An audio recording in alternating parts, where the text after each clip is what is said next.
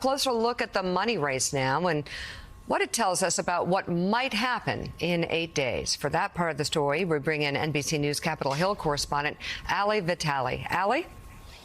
Yeah, Mika, this is really the time of year where following the money gives us the best sense of where these campaigns are thinking about they can win.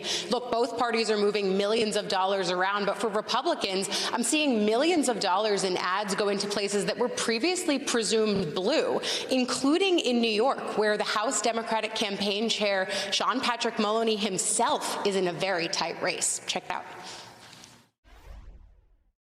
Republicans are feeling the momentum. So you're of the mindset it's red wave? Absolutely. But taking the majority and how big their majority could be depends on the GOP flipping seats in some of the bluest parts of the country.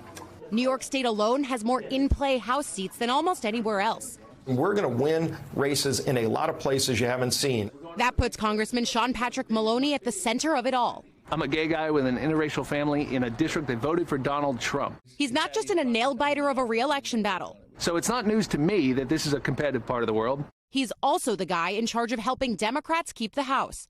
A tall order for any president's first midterm, made tougher by rising costs and a focus on the economy and crime.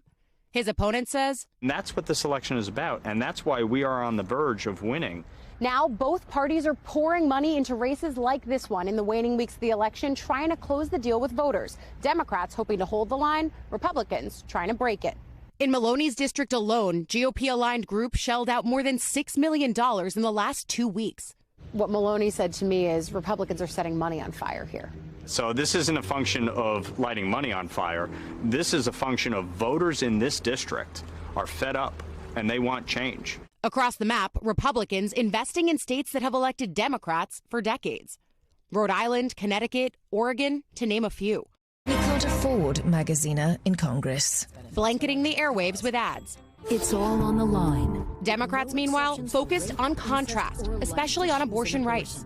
Do you think it's overblown? Yes, because nobody is in jeopardy of having their reproductive health care taken away from them here in the state of New York. That mindset might explain why these blue state seats are in play for Republicans. But Democrats are still competitive in red states that already have abortion restrictions. Polls show that's where their pro-choice messaging is resonating most. If they're going to have some red wave, how come they're still fighting in the toughest districts for us to hold? That time of year where both parties talk a big game. You know, this is the home stretch. But when the money and where they're spending it speaks the loudest.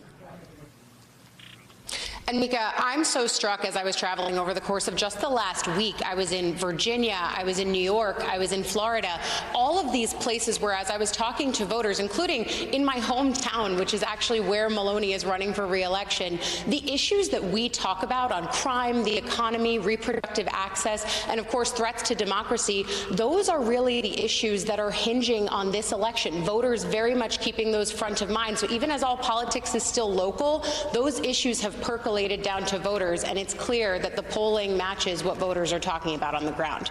Mika? NBC's Ali Vitale, thank you very much.